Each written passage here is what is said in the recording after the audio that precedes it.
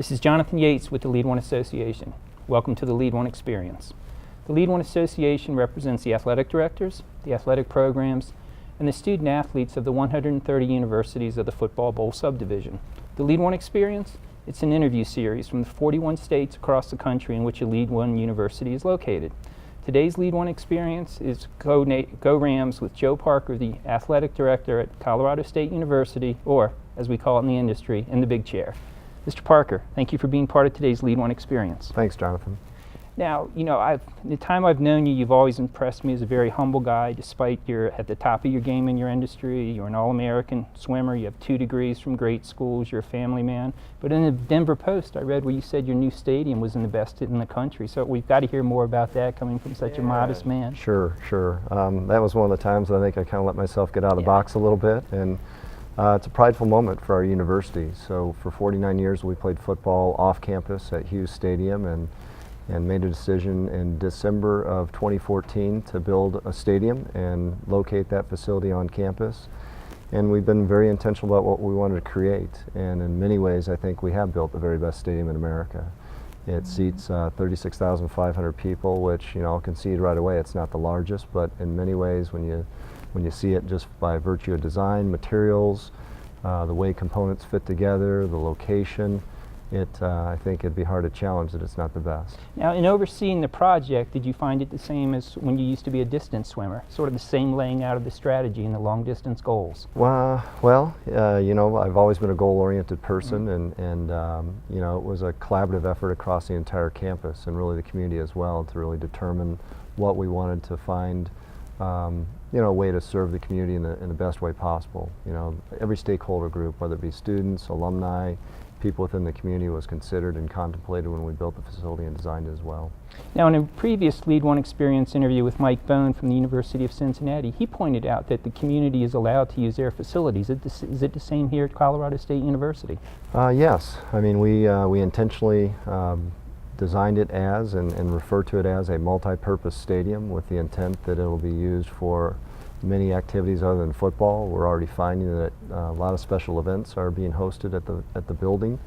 There's a lot of premium areas that we considered the secondary uses of those facilities to host meetings and receptions. There's a pretty unique feature referred to as the New Belgium Porch, which was intentionally designed to provide a hosting place for wedding receptions? Wedding receptions and outdoor happy hours, just ways to engage the community to campus. Well, the views from the stadium are beautiful. I imagine the economic impact on the local community must be strong. We're starting to kind of measure those things right now, and just anecdotally, we've seen a lot of increased activity on game days within Old Town and even as far south as Midtown here in Fort Collins. So I think it's already having its impacts. We'll put some studies in place in partnership with the City of Fort Collins and the Chamber of Commerce to really determine what those impacts have been. Also, the Downtown Business Association. But there's a lot of anecdotal, feedback from people that they've seen an uptick in a lot of the amenities in town being used even more on a football game day. Now, speaking of partnerships, you have the big game with the University of Wyoming on Saturday, but you have the Bronze Boot Run starting Friday, which is an old tradition. We'd love to hear more about that. That's right. It was a trophy that was put in place, a rivalry trophy that's been in place for probably close to 40 years now. It's a boot that was worn by an alumnus when he was in Vietnam, and it's been bronzed, and it's an exchange trophy that takes place between Wyoming and Colorado State University, just in this single contest, the football game itself. And we do a neat tradition too. There's a boot run, which we take the boot up to the Wyoming border and it's exchanged. So the ROTCs from each of the universities run that boot to the border, and it's referred to as well as a border war. So it's a neat tradition. And what is the entrance like at the stadium when the bronze boot arrives? Well, the exchanges happened at the border itself. I've never been there when it arrives at the stadium. It gets there, before the game day itself, and the exchange happens obviously again when there's a winner determined at the end of the contest. Now that's an old tradition. You started a new tradition with the Declare Your Future at the Laurie Student Center. Could you tell us more about that? We did. So 3 years ago, well, first I'll reference Dr. Albert Bemper is a Senior Associate Athletics Director on our staff, and Albert is a tenured track faculty member in ethnic studies. He was a former football player here, went on to get his PhD at the University of Texas, and came back to help us with our diversity inclusion programs within athletics and across campus. And as he was thinking about ways to be more intentional about having students really recognize the impacts of their degree choice, he came up with 3 years ago this idea of declare your future, declare your degree. And very similar to a signing day that a student would do when they're in high school and they've made a determination of what university they want to join with signing of a letter of intent. We do kind of a mirrored event for declare your major, declare your future, and that is most of our second years participate. So we had probably close to 100 students last Sunday afternoon that came in. We identify a keynote speaker that can kind of share with the students just the power and the gravity of making that decision.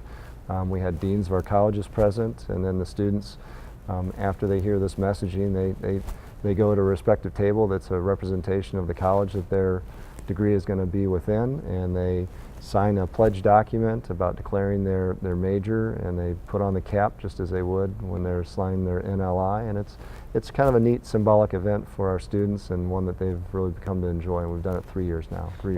Clearly something is working. You had 47 student athletes with a 4.0, 114 with a 3.75 or better, all winning the RAMTAG designation. When did that start?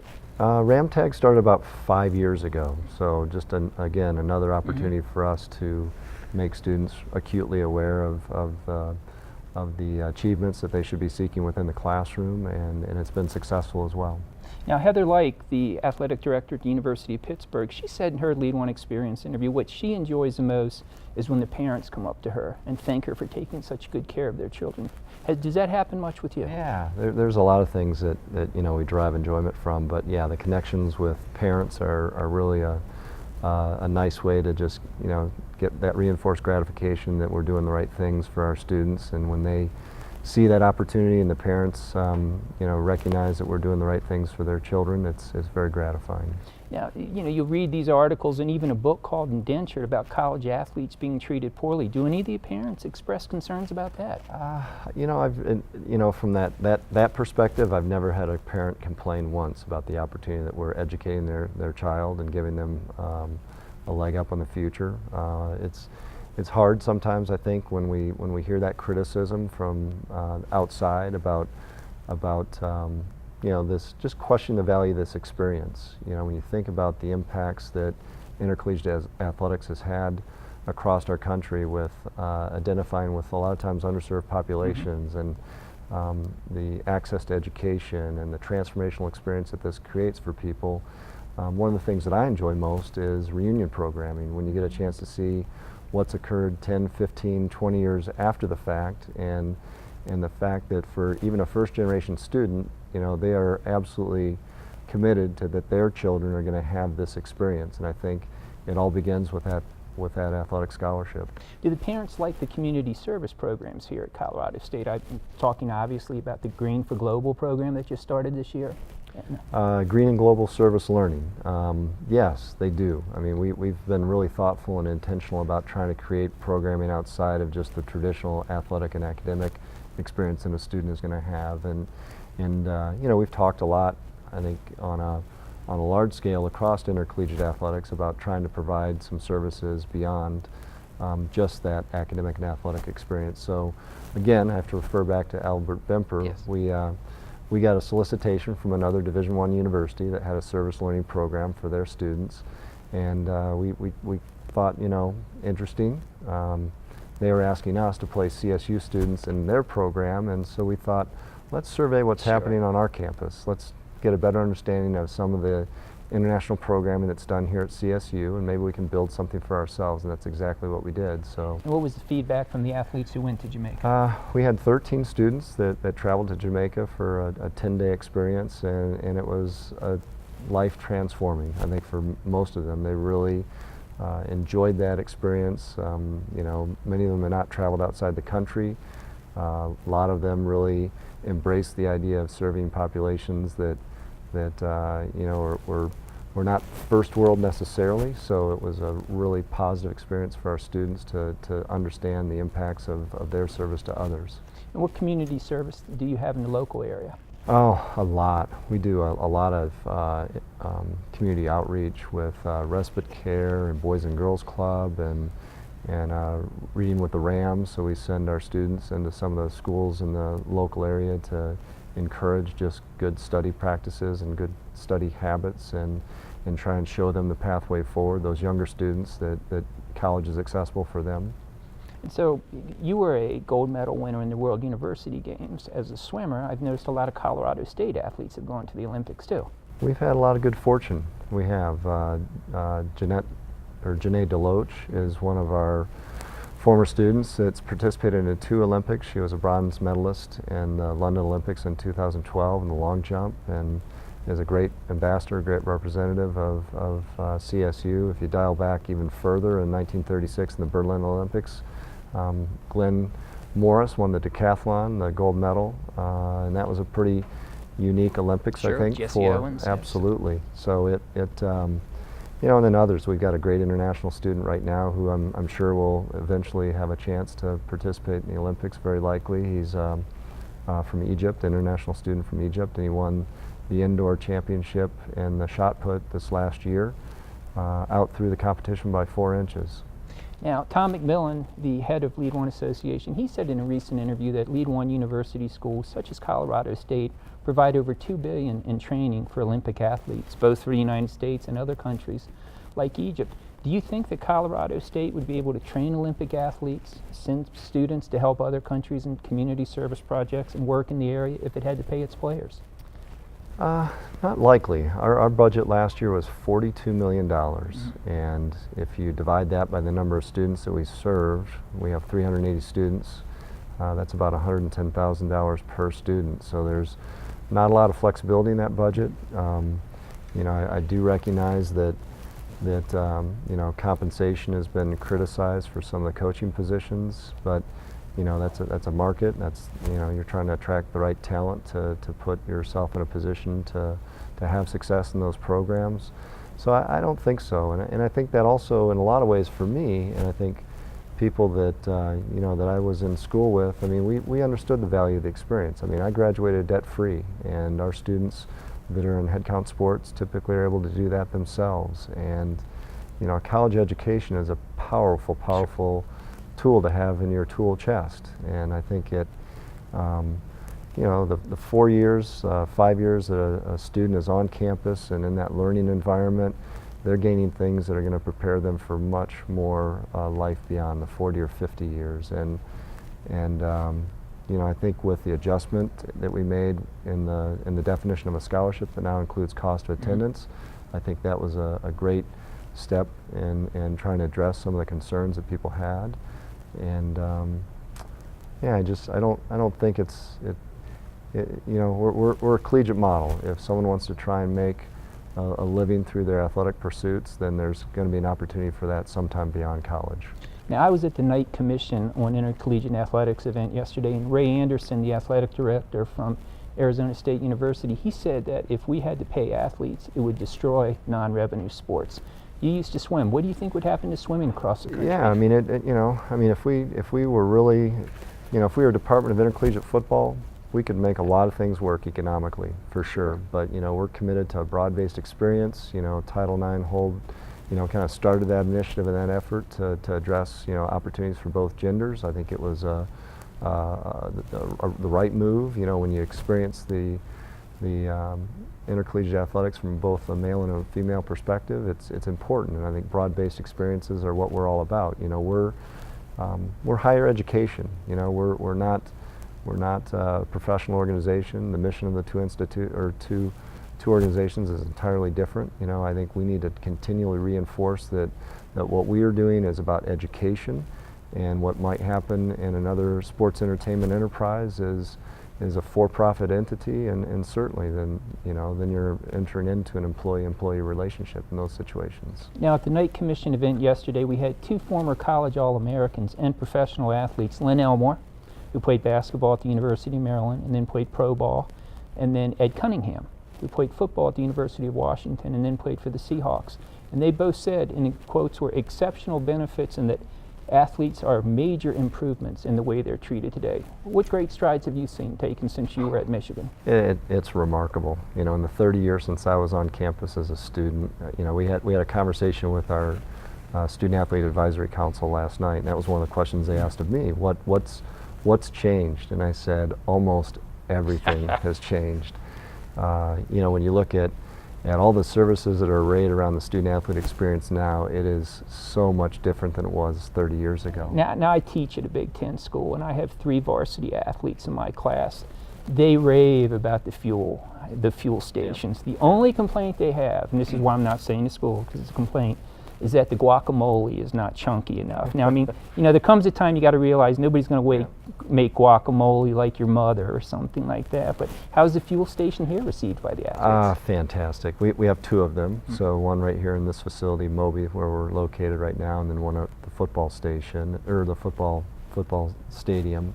And you know, they're great facilities, and I think if you polled our students and talked to them about that, you know, that's one of the best things that we've added to the programming in the last 3 years. You know, just the differences. When I was an undergraduate at the University of Michigan, we had 2 academic advisors for the entire athletic campus. So I think that was 25 varsity programs at the time, probably close to 450 student athletes, and there was 2 academic advisors. And I'm guessing the fueling station was otherwise known as the vending machine in the gym? Yeah, we didn't have a fueling station. You know, we had a locker and a cap and goggles, and very little apparel was offered to us, you know, but we did get a scholarship, yes, and that was a meaningful and a very, I think we all understood the power of that opportunity. So, you know, you think about now, you know, there's priority registration. Not only do we have, you know, numerous people that are dedicated to academic advising and academic services, we have buildings that have been created for those services to be delivered through. You know, fueling stations, as you talked about, the way that teams travel now, the apparel that's offered, the cost of attendance. I mean, it's just, you know, we're continuing layering in more services. I'm glad you brought up travel. Well, you know, we interviewed Judy Rose, and she said when they used to go to away basketball games when she was playing in college, they used to travel in a school bus and study by flashlight. I'm guessing that's not the way Rams travel now? No, it's not.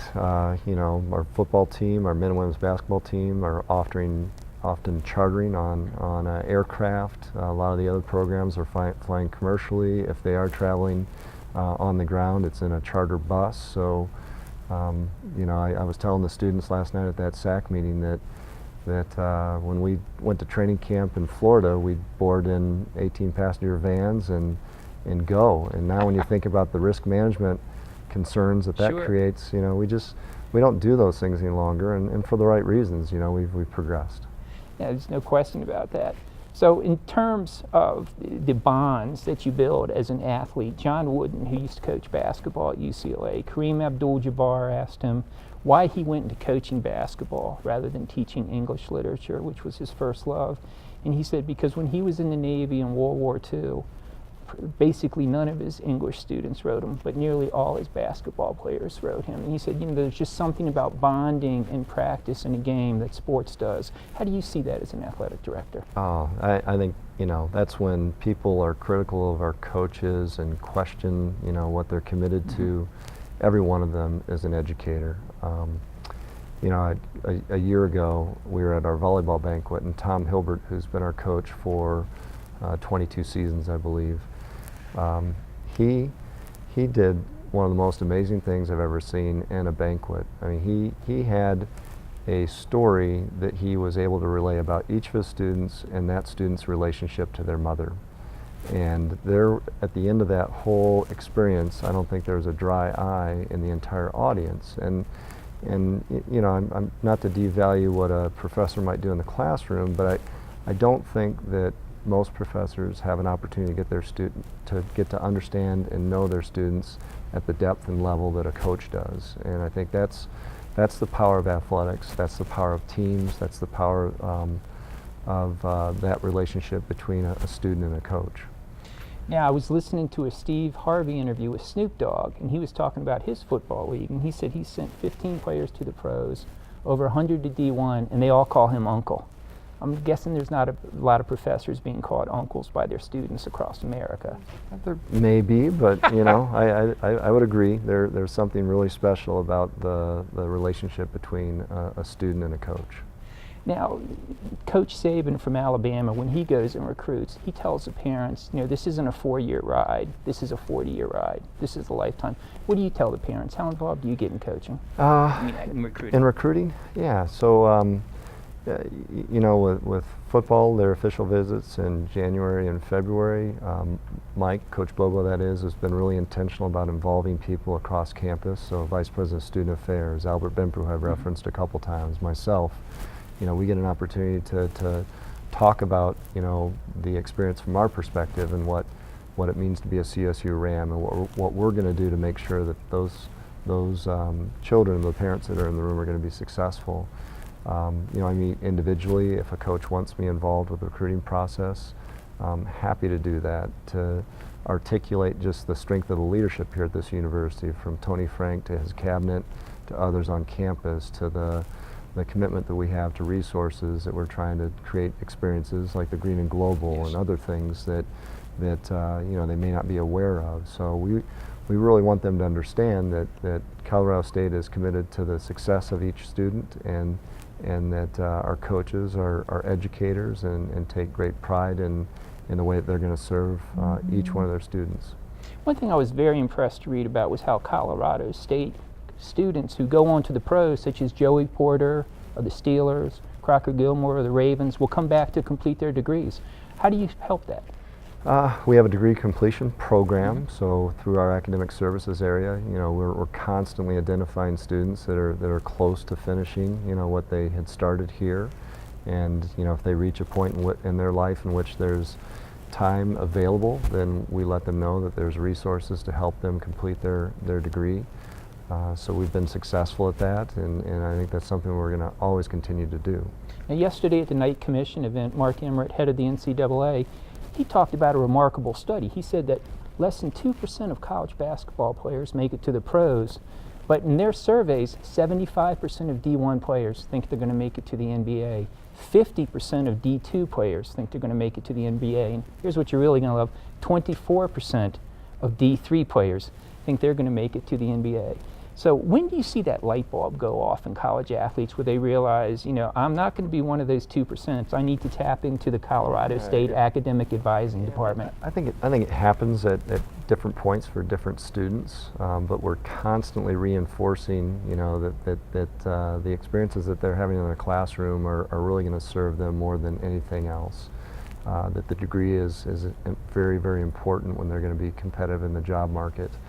But you know, it's different for every student when that, you know, moment arrives and they realize that, you know, that I've got to close this chapter of my life, that athletics has served me to this point in time, that a professional career is not likely, or, you know, they've made that attempt and proven that, you know, they've taken it to that final moment, and they have to really rely on what they did, you know, from the full holistic educational experience here, from classroom to the athletics to the social experiences that were created here on campus. Now, last year, the Miami Dolphins led the NFL with 13 players finishing their degrees in the off-season. Lead One Association interviewed Yves Badiveau, head of that program, and he said that was so amazing is that the players were so competitive. When someone finished their degree, it inspired others. Do you see that here at Colorado State? Yeah, we do. We do. You know, it's a dynamic that exists on campus, and you know, we try and get that dynamic to work while they're here in their traditional eligibility period too. You know, we want them to understand that, you know, that it's important, and one of the ways that we do that is to tap into those competitive juices that every student has that's participating in athletics. Now, Fort Collins was just voted one of the happiest places in the United States to live. What role does Colorado State play in that? I think it plays a significant role. You know, every community that I've been associated with that has a college campus on it, you know, it's enhanced by that institution. And you know, for us, you know, I think we're in a very unique setting. You know, just at the foothills of the Rockies. You know, we've got great weather here. It's a very dynamic, engaged community. Fair amount of transplants, fair amount of native Coloradoans. I think it's a very good blend of people who are engaged in active lifestyles and care about you know, the institution and the enrichment of their lives that the university provides, whether it be athletics or arts or just the beauty of the campus itself. Now, when did the bulb go off for you that you wanted to make a career in college sports administration? I had a very quick moment. It was when I was the day of my last final exam at Michigan. I was in a conversation circle with some friends at a place called Dominic's. We were all of legal drinking age and Certainly. having those conversations. You had your ID said that. Well, no, in truth. And someone just raised a question, you know, what do you think you want to be doing in 20 years? And I didn't really know at the moment, but as it came around and I had to provide that answer, I said I want to be a director of intercollegiate athletics. And I didn't really know what that meant when I spoke those words. And it took me probably... And after how many drinks were those? Oh, there's probably a beer. There maybe. you go. Yeah. You know, and then 7 years later was when I took my first job in athletic administration. So I had a little bit of a circuitous path to get there, but you know, it was my journey and the right journey for me. You've got Fort Collins, one of the happiest places in America. Colorado State, a great school, beautiful weather, over 300 days of sunshine a year. How often do students come up to you and say, I want to be an athletic director? How do I follow in your footsteps? Boy, you know, in a single academic year, I'd probably hear that at least 4 to 6 times, I bet. Yeah. Then do you notice coming more from your female student athletes? Probably an equal distribution between gender, which I think is encouraging for all of us. And do you see Title IX as playing a role in that?